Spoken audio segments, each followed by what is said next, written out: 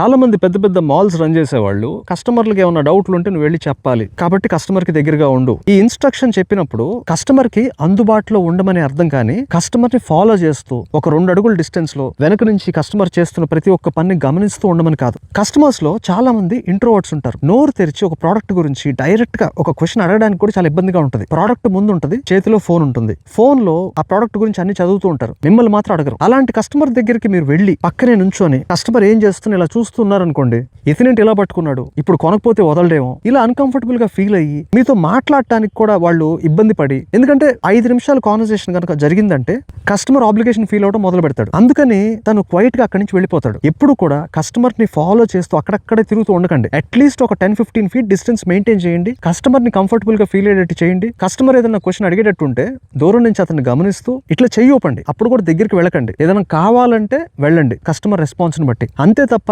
Customer ని ఒక detective law follow అవుతూ ఉండకండి.